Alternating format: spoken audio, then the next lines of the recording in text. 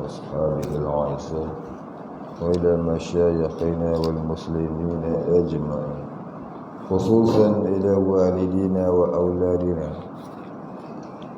وأسرتنا وقرابتنا أجمعين، وخصوصا إلى سيدنا وشيخنا الشيخ حاج محمد العيسى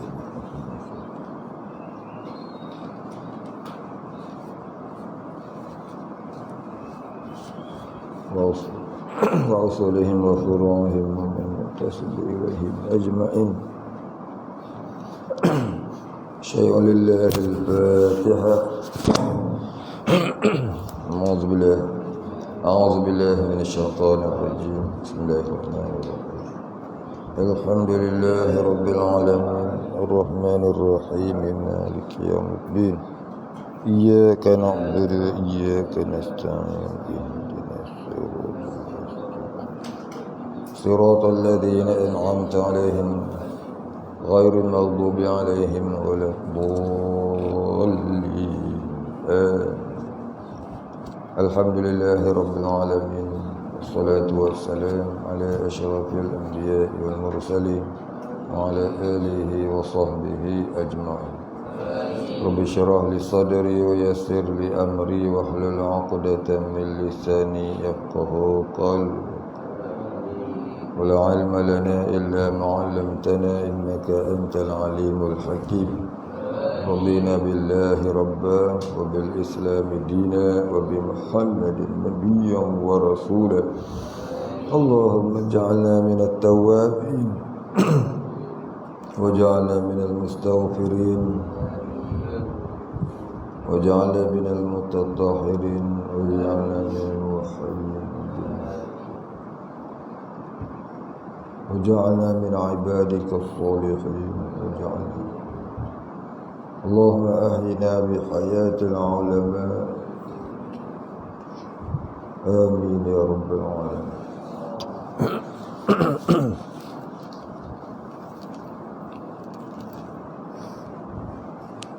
Alhamdulillah Rabbil Alamin. Tersambung ke surat 4.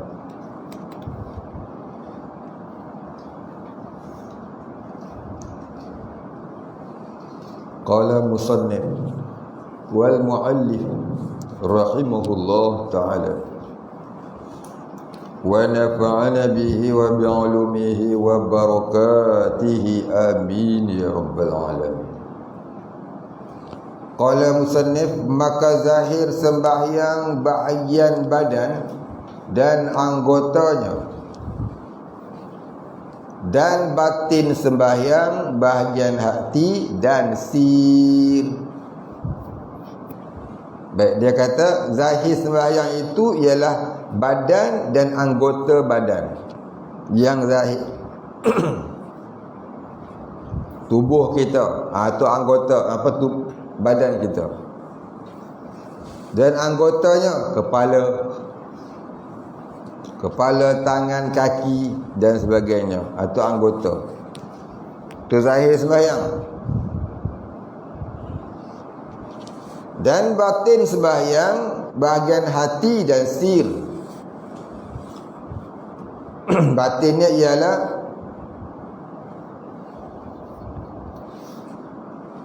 hati dan sir kita. Apa sir? Perjalanan mata hati menuju kepada mengenal Allah dengan sebenar-benar pengenalan. Itu kata sir.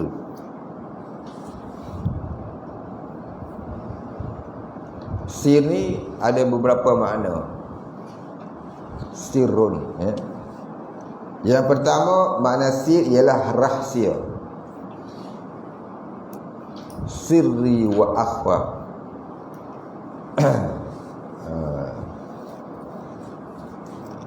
Yang kedua, sir dengan makna perjalanan.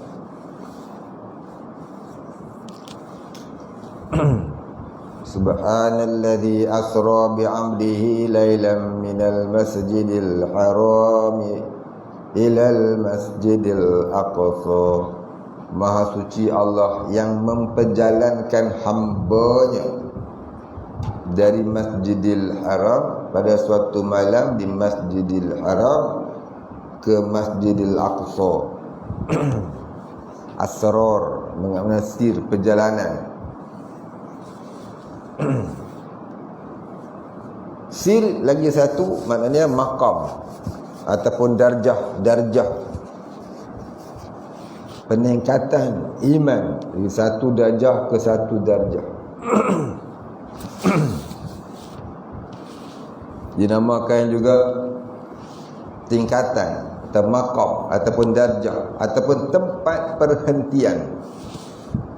Ya, tempat perhentian dari satu darjah ke satu darjah. Itu pun namanya sir juga. Dinamakan juga maqam.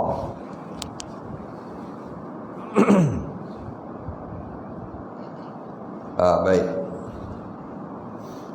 Jadi sir ni ada banyak maknanya. Antara banyaknya ialah rahsia pengenalan diri kepada Allah. Rahsia pengenalan hati kepada Allah. Baik, habis. Itu makna sir. Jadi perjalanan hati kepada Allah Ta'ala itu, perjalanan hati kepada Allah Ta'ala itu dalam solat, dia ada 3 maqam. Ada 3 tempat perhentian. Yang pertama, nama dia maqam ihram.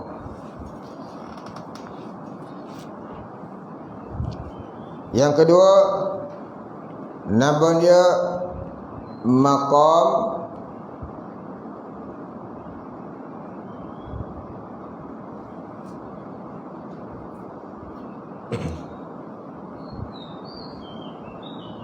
mi'raj.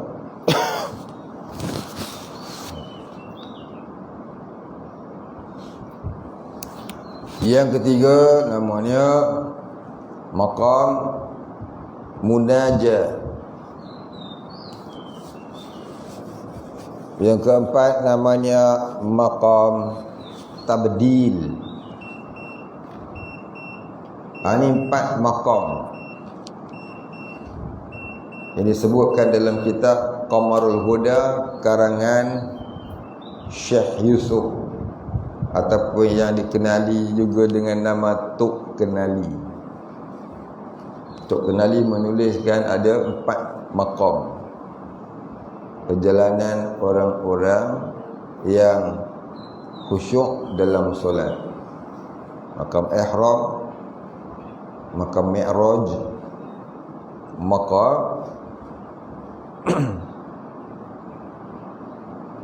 munajat, dan maqam tabdil. Tabdil maknanya persalinan. Baik, habis. Itulah maqam dia, sir dia.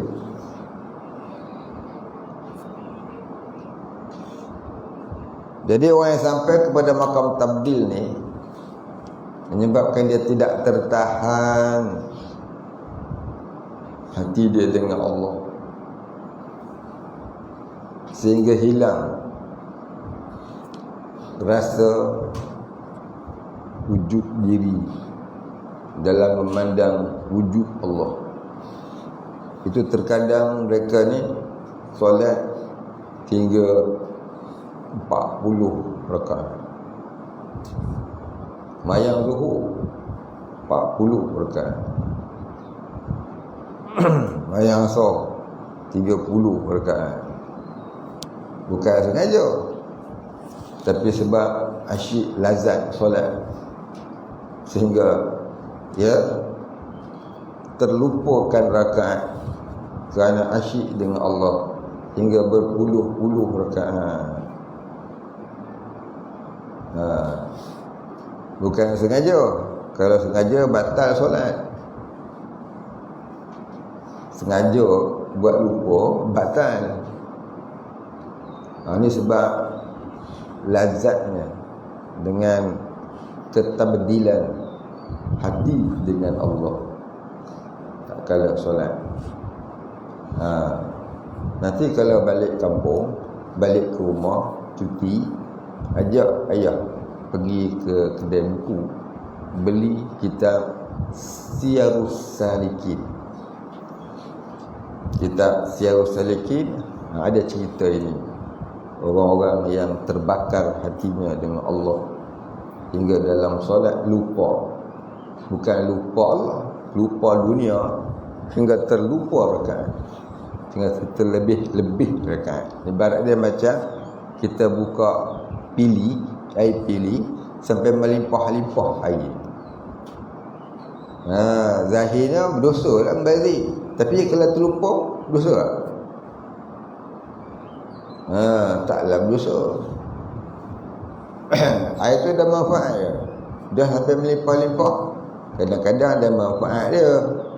Dia mengalir sampai ke tanaman-tanaman, nak belak musim kemarau, jadi subur tanaman.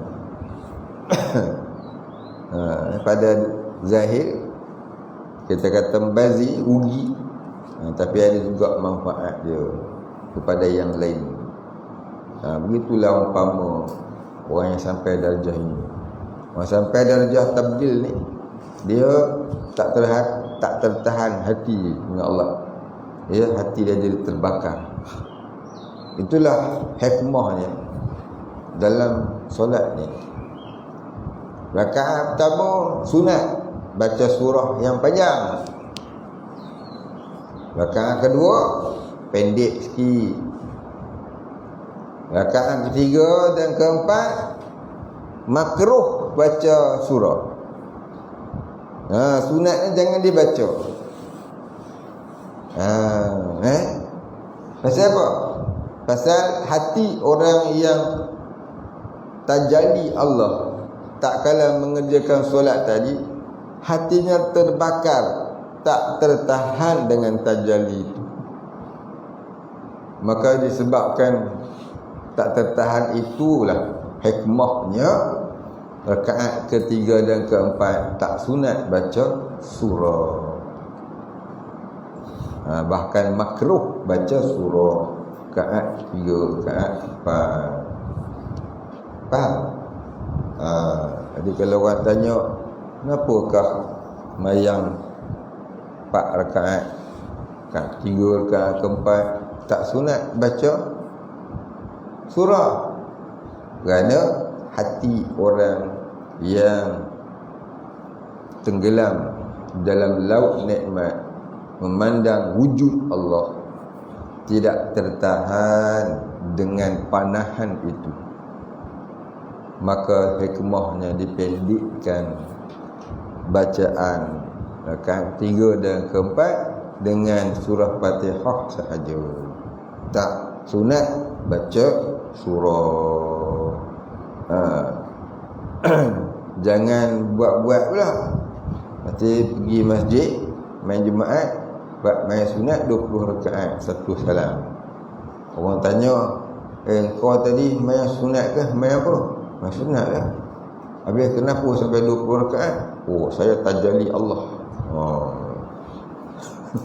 Jangan main-main. Dia benda ni bukan benda main-main, bukan yang boleh berlakon-berlakon. Baik, habis. Titik di situ. Dan demikian itu tempat tilik hak Allah Subhanahu wa ta'ala daripada hamba-Nya. Dan demikian itu hati itu tempat tilik hak Allah Subhanahu wa ta'ala daripada hamba-Nya. Ini hati itulah yang Allah Ta'ala pandang, hati yang penuh dengan tumpuan kepada Allah. Innallaha yanzuru walakinallaha yanzuru ila qulubikum. Tapi Allah Ta'ala memandang kepada hati kamu. Ini yang Tuhan pilih itu, iaitu hati dan sir. Hati dan sir. Baik, titik. Sir tadi dah sebut dah tadi.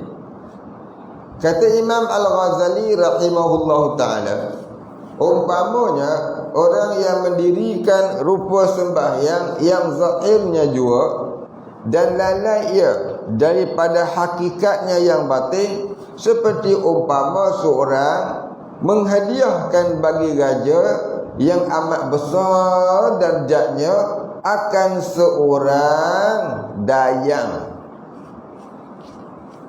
yang mati. Dia tulis dengan ini, seorang dengan ini yang mati, dengan ini tu buat kurungan. Mudah-mudahan tu tersilap tulis. Dengan ini tu tukar dayang, dal alif ya nga, dayang. Dayang tu dayang. Dayang tu enggak tahu kau. Dayang pun tak tahu. Dayang tahu? Tak tahu juga. Boy, dayang mudah tahu. Dayang ni iaitu pelayan, wanita pelayan istana. Wanita pelayan istana. Itu namanya dayang. Faham? Kalau dayang orang Brunei, tu nama orang. Orang Brunei dan nama dayang. Kak ipar saya nama dayang. Dayang Hajah Dayang Sa'diah. Orang Brunei dia buat nama anak-anak dia dayang. Kalau laki nama Awang. Kalau perempuan nama dayang. Itu adat dia.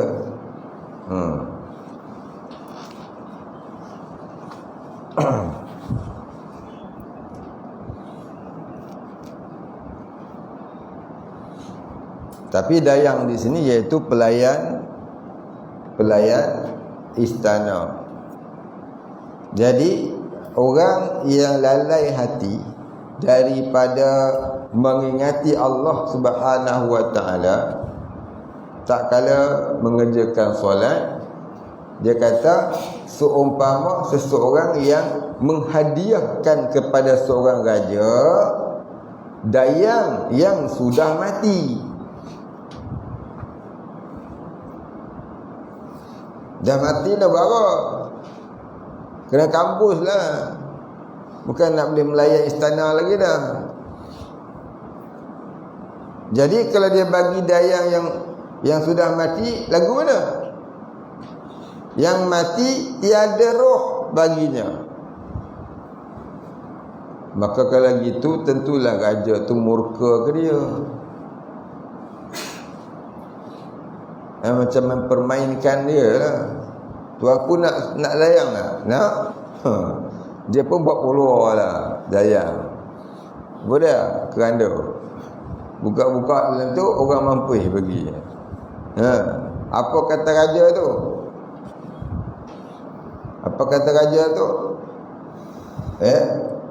Apa dia kata? Oh, engkau menderhaka aku, tempat kau di dalam penjara. Begitulah seumpamanya. Kita solat bercakap dengan Allah, tapi pemikiran ingat kepada yang lain. Maka itulah umpamanya. Macam kita cakap dekat orang yang di sebelah kanan, tapi mata memandang orang yang di sebelah kiri. Apa rasa hati orang belah kanan?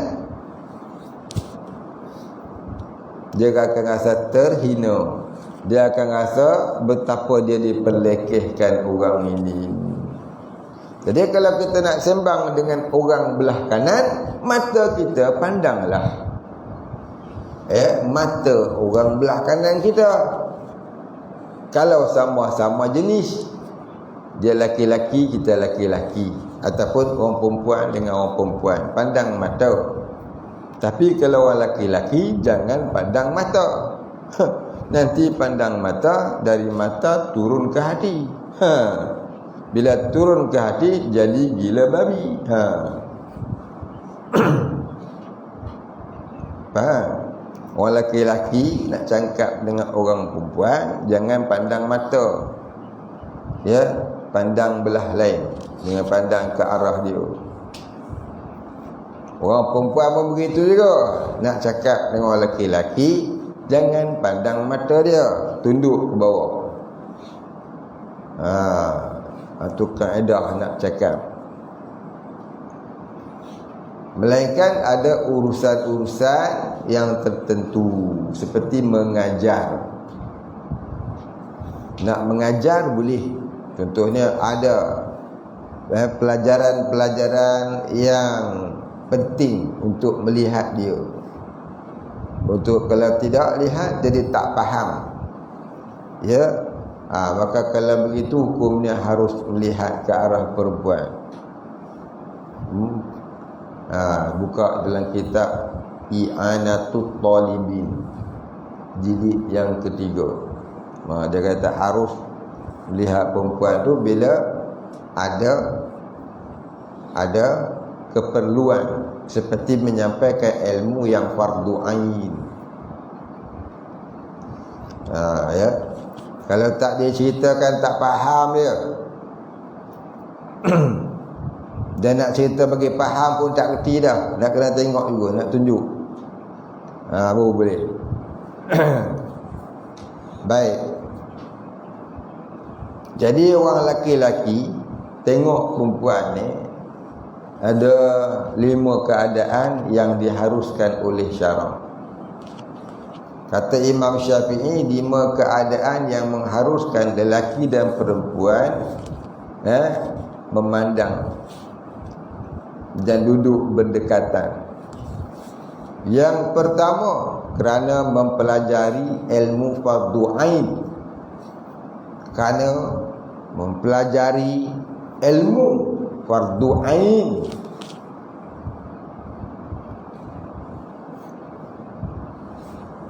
Yang tak dapat tidak bersemuka baru dipahami. Kena bersemuka, tengok dia baru boleh faham. Nak tunjuk. Kalau ilmu yang bukan fardu ain tak boleh. Ini hukum asal dia. Hukum asal ni fatwa Imam Syafi'i. Yang kedua, kerana berjual beli. Kerana berjual beli yang diharuskan syarak.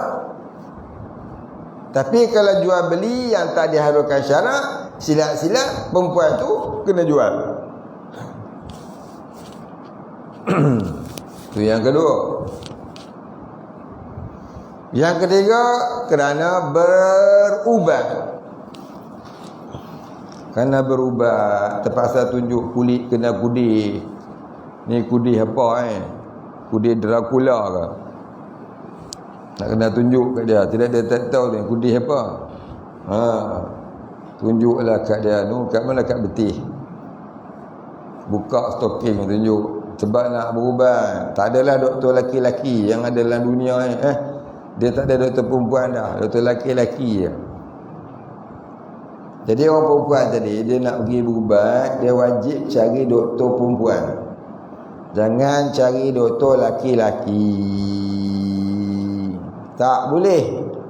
Buka dalam kitab Fiqhul Islami wa Adillatuhu, karangan Dr. Wahbah Zuhaili. Menyatakan aurat tadi. Apapun buka dalam kitab Mazahibul Arba'ah, cerita tentang aurat perempuan. Tak boleh perempuan pergi berubat dengan doktor laki-laki. Begitu orang laki-laki tak boleh pergi berubat dengan doktor perempuan, melainkan tidak ada doktor laki-laki.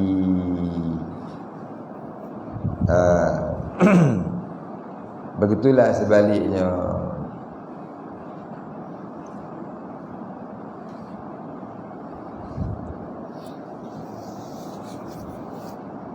Orang perempuan pun dia tak ada doktor perempuan, rasa lagi doktor laki-laki.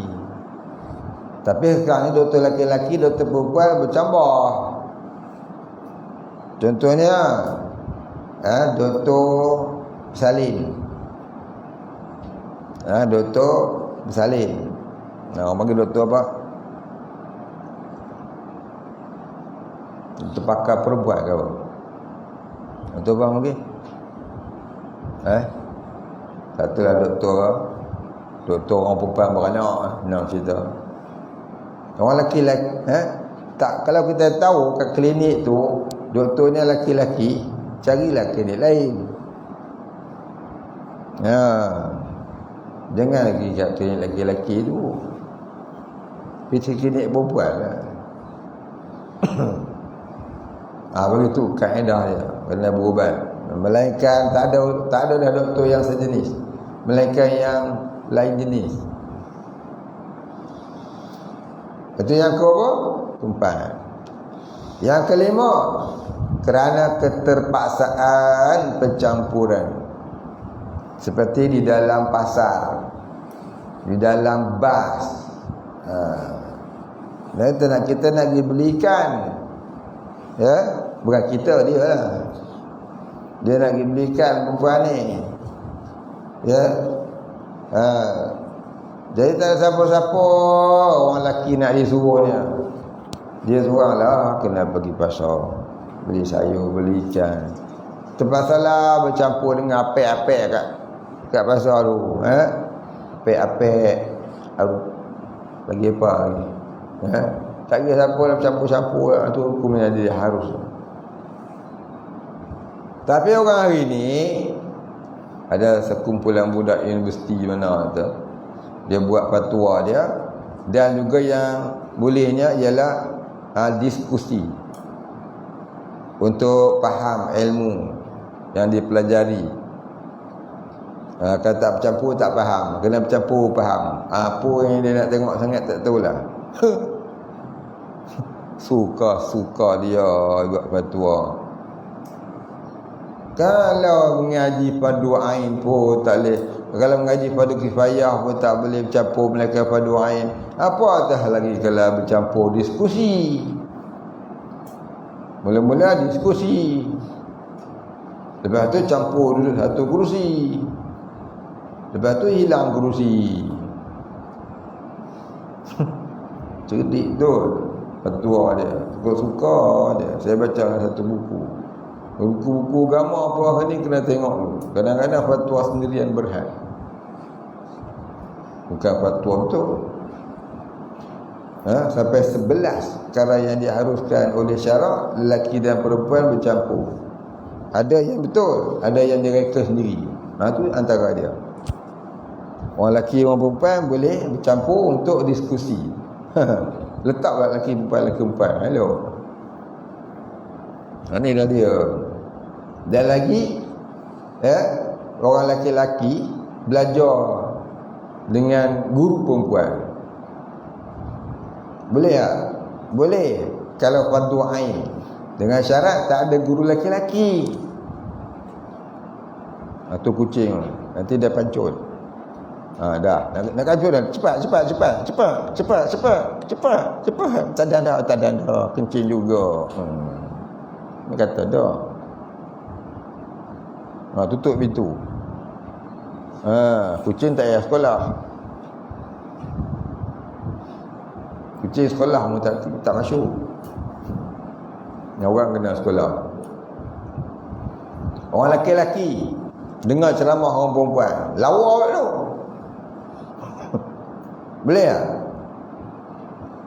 Kalau tak ada apa-apa syahwat, harus. Tapi kau tengok lawanya ustazah ni, hai, hati tu jadi bergedik-gedik, jadi haram. Ustazah ni pula dia kena faham lah. Kalau dia rasa diri itu masih lawa, kononlah jalan contohnya lah, contoh umur baru 25. Mereka banyak ustazah moden-moden, masuk YouTube lah, masuk tube basikal lah. Dah tu pakai pula merah pipi, merah bibir, mata maskarut menyada, eyeshadow, shadow you, shadow eye.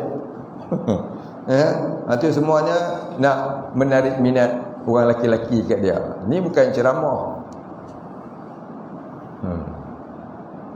Dakwah ke dakwah?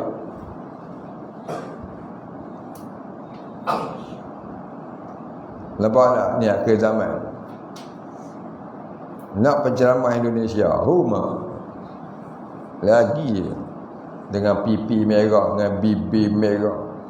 Ada merelak pula lagi. Ceramah tentang apa? Kasih Rasul. Hai. Takwa Allah. Eloklah. Tak tahu lah. Macam-macam ke dunia ke zaman. Ni ada pula ni bersanding, betul baca Quran. Baca Quran sama-sama, laki bini. Dia Johan tilawah kat Turki. Balik kahwin, bersanding atas pelamin, baca Quran sama-sama laki bini. Mana belajar, kamu suka-suka je manusia hari ni. Buat hukum sendiri. Tu tak buat hukum sendiri. Kau duduk dalam bilik ataupun dalam rumah, keluarga sahaja, tak apa. Tapi buat pameran. Dah lah pakai baju tu, nampak gunung Himalaya, gunung Everest. Baca pula Quran, taranum pula. Belanja lah orang ni suka-suka tu. Tu namanya mazhab libang libu, kunta kinte. Kau suka mazhab. Inilah dia. Ya. Baca Quran tu belajar baca je, tak belajar hukum hakam dia.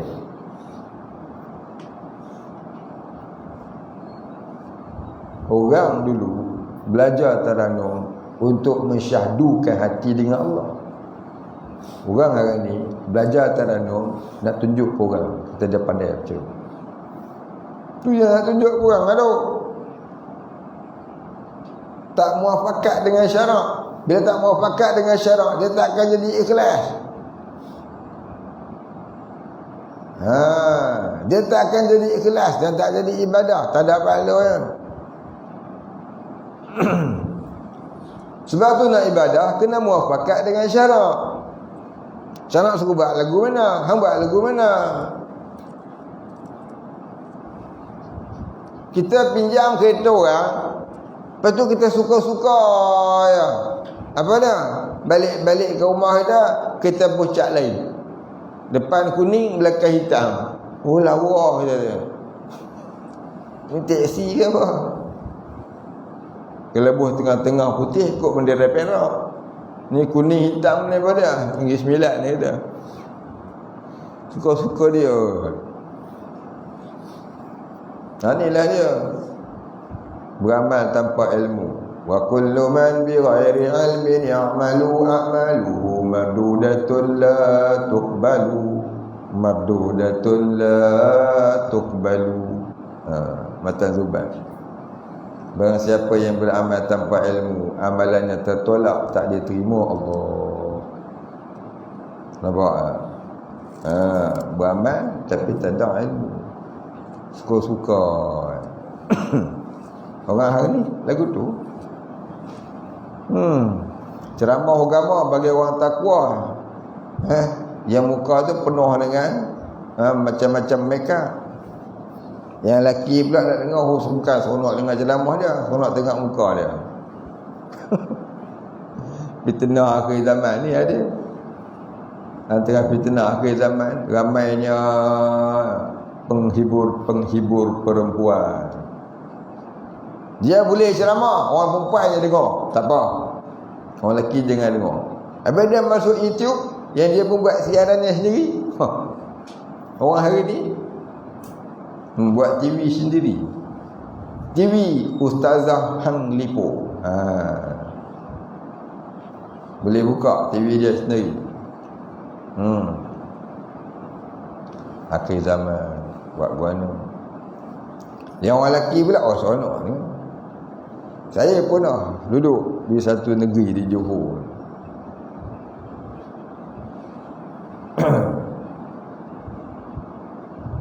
Jadi dah lama duduk pergi masjid. Satu ketika tu orang suruhlah mengajar. Ngajar tauhid. Jadi dah orang suruh baca pilah kitab. Saya ngajar tak kerti. Kita muzakarah boleh lah. Minggu ni datang awal pertama dekat 70 orang ada. Minggu depan pergi pula tinggal 7 orang. Kekal lah 7 orang tu sampai bila-bila. Tak amai orang lelaki nak ngaji, tak amai nak kata tauhid, tak ada orang nak amai. Ada pula seminggu sekali ustazah mengajar. Ustazah tu ngajar Taranum. Ustazah tu bekas Johan Musabakah Qariah antarabangsa. Beberapa kali menang. Dia suara dia sedap betul lah. Dan kuliah ustazah ni tak pernah kurang daripada 30 orang. Ramai. Yang tengok semua lelaki-lelaki. Hatta lagi gigi pun memang mengaji tajwid. Mengaji Taranum. Hatta lagi gigi tu dengar. Bukannya nak belajar Taranum. Nak syok tengok ustazah tu. Baik, orang yang suka buat lagu ni sila lihat kitab Mazahibul Arba'ah, bab aurat, bab suara perempuan. Dan juga lihat dalam kitab Fiqhul Islami wa Adillatuhu, bab suara perempuan. Dan ada sedikit dihuraikan dalam kitab I'anatul Talibin, jilid yang ketiga. Dan beberapa kitab-kitab yang lain. Dulu orang lama je saya sebut ada 17 nama kitab tentang larangannya. Tapi orang hari ni dia kata hukum tu kena alter semula. Ikut suka Baik, nak cerita apa hukum dia? Ni pendapat yang masyhurah daripada mazhab Imam Mazhab. Imam Hanafi kata suara perempuan tidak aurat. Bukan. Imam Hanafi dia kata suara perempuan itu aurat. Orang lelaki-lelaki tak boleh dengar. Melainkan kalau nak mendengar, hendaklah mengkasarkan suaranya, jangan berlembut-lembut. Ini dengan adik-beradik kasar sampai. Ayah mak kasar sampai. Suami pun perguruh. Tapi kalau dengar orang dengan apa? Office mate. Macam mate dia. Baik, tak boleh. Imam Syafi'i kata, Imam Hanafi dia kata suara perempuan tu aurat bagi lelaki-lelaki. Kena ambil kain tutup ke ustaz? Kukuh hang lah.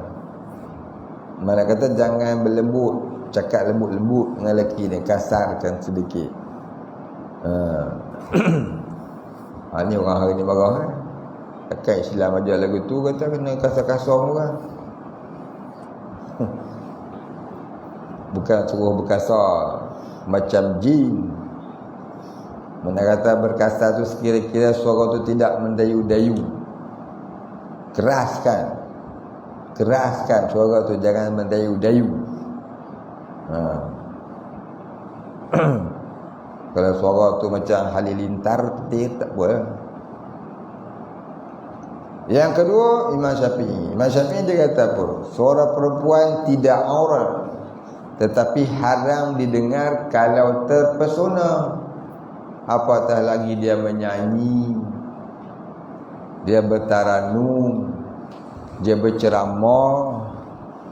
Ceramah tu pula ya kadang-kadang melengguk-lenggukkan suaranya bagi orang kata sedapnya ustazah ni punya ceramah. Yang dia tengok tu bukan ceramahnya, orangnya. Jadi orang lelaki-lelaki dia kena amanah pada diri dia. Kalau tengok orang ni ustazah ni ceramah bukan nak mengaji ni tengok kat lain pula lah. Dia kena faham diri dia. Perbuatannya dengan ceramah, tapi hukumnya berdosa. Tak dapatlah pahala. Orang lelaki pergi mengaji Taranum dekat guru perempuan. Hello. Hari ni banyak lagu tu. Orang lelaki belajar Taranum dekat guru perempuan. Guru tu pula muda lagi. Baru 18 tahun. Kalau 88 tahun tak apa. Jadi bila dia dengar suara tu, dia pun jadi rali ke perempuan tu. Dah. Itu namanya fitnah akhir zaman. Orang asalkan agama lah, tak apalah. Baik. Jadi kita ambil faham bab ni ya. Benda tak boleh.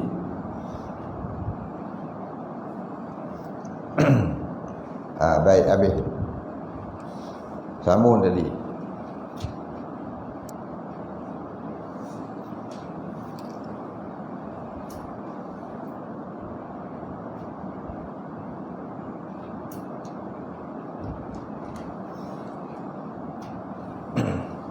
Dan seumpama orang yang jadi maknanya sembahyang yang lalai hati tadi,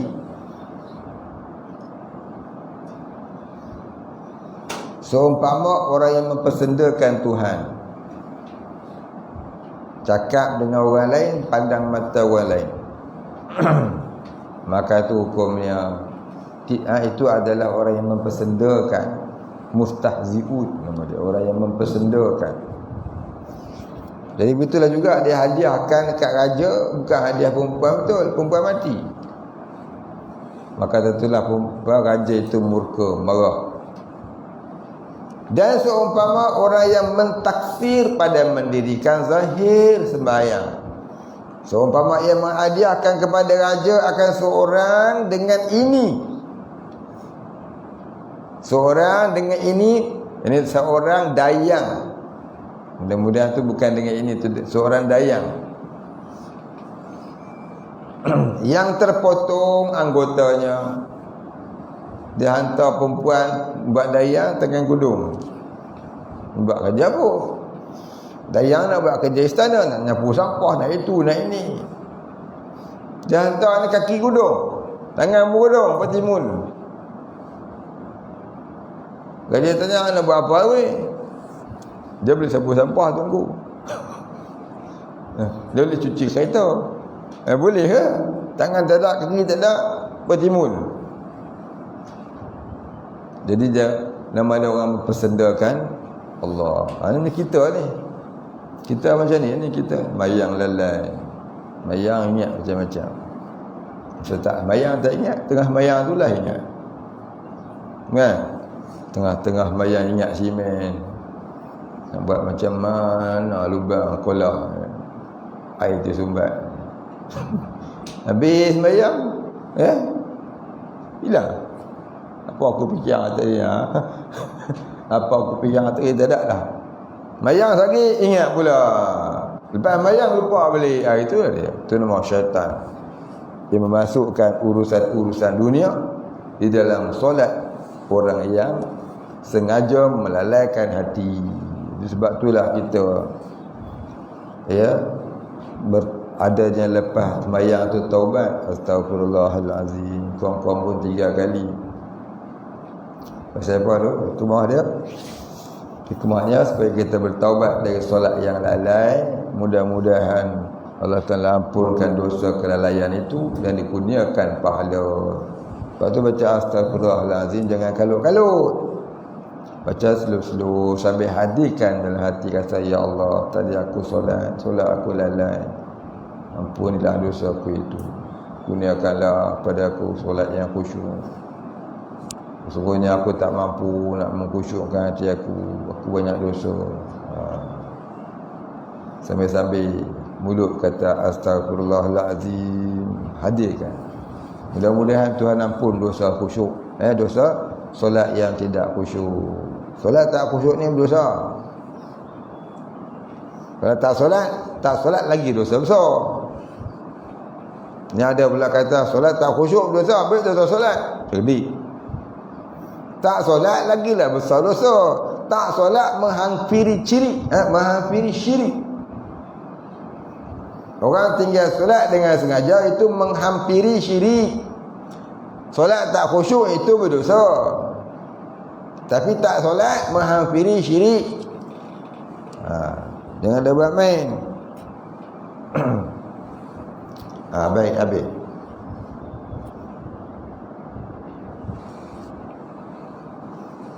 Jadi faham balik tadi ni. Dia kata, dan seumpama orang yang mentaksir pada mendirikan zahir. Apa maksud mentaksir? Mentaksir ni maknanya melalaikan hati pada mendirikan zahir sembahyang.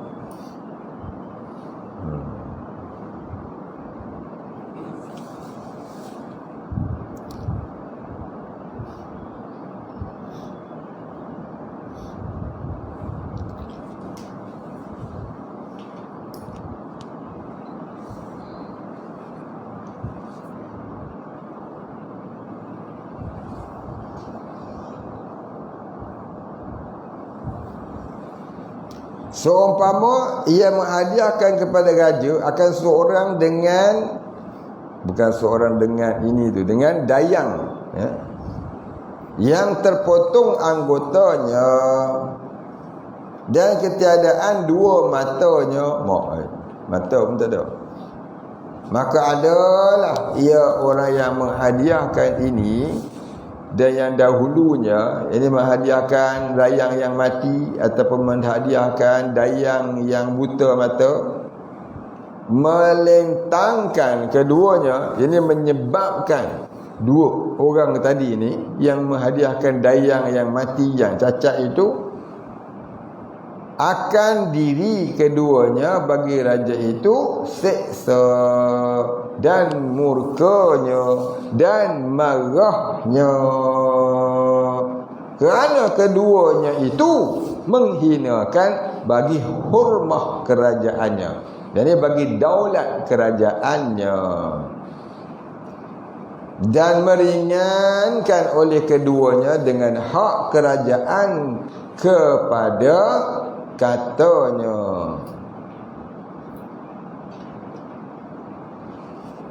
Maka halusi olehmu akan diri kamu yang kamu hadiahkan sembahyang kamu kepada Tuhan kamu. Jangan ada seperti itu dan takut olehmu. Kemudian maka takut bahawa engkau menghadiahkan dengan sifat ini, maka mewajibkan kamu siksa. Maknanya solat yang tak khusyuk itu akan mendapat siksa kalau tidak bertaubat, dan kalau tidak dengan rahmat Allah menerima taubat. Maka hendaklah engkau ketahui akan qadar sebesar-besar nikmat Allah Ta'ala menghadiahkan dan anugerahkan Tuhanmu akan segala hambanya. Sembahyang 5 waktu ini seperti barang yang disebut pada hadis Rasulullah sallallahu alaihi wasallam, bahwasanya bersabda ia, kita berhenti sekat tu. Jadi dia kata kalau kita nak jaga khusyuk, hendaklah kita melazimi membesarkan solat, mengingati fadilat solat ni. Apa dia fadilat dia? Fadilat dia ialah membawa kepada ma'rifatullah. Bila kita tidak ada ma'rifatullah, tu sebab kita malas. Itu sebab kita jadi jahat. Kita jadi malas, kita jadi jahat, tak minat buat ibadat, mengaji, belajar lambat dapat, mengapai tak lupa. Apa lagi? Bengap. Pasal ni, pasal apa? Pasal kita tak kenal Tuhan. Dan kita tak memaksa-maksa hati kita ni agar mengenal Tuhan. Batulah hilang minat pada pengajian. Lebih suka tengok tabi. Tu tabi. Tabi tu tabi. Mawi. Ada kerja lain lah. Taya mawi. Wik maro. Bola, badminton.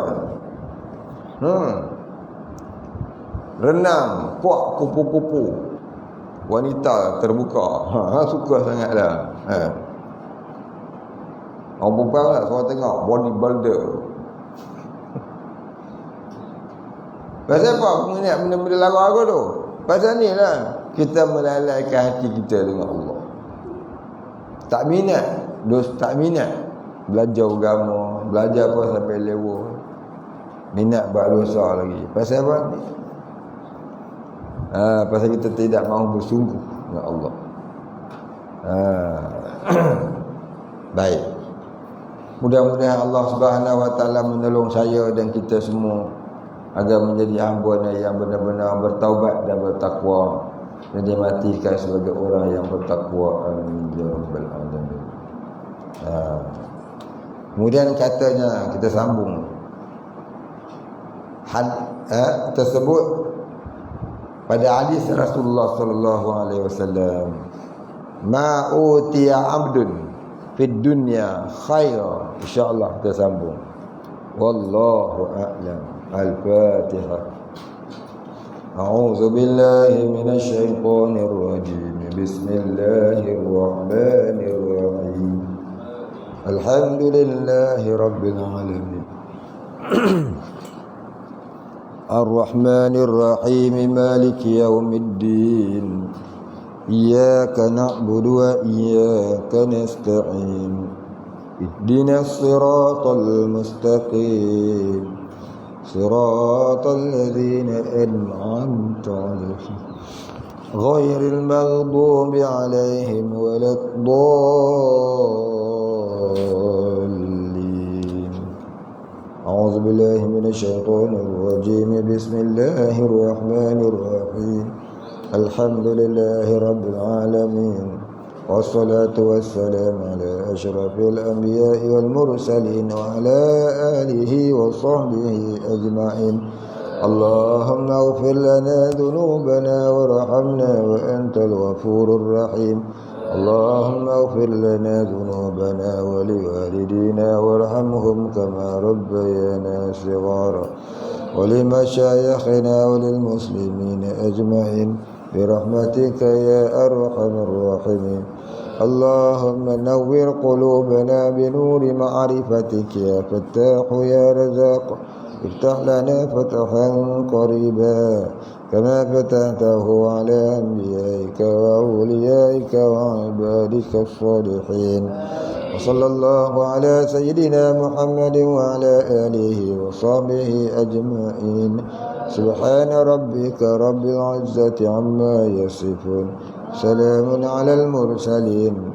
Walhamdulillahi rabbil alamin. Taqabbalallahu minna.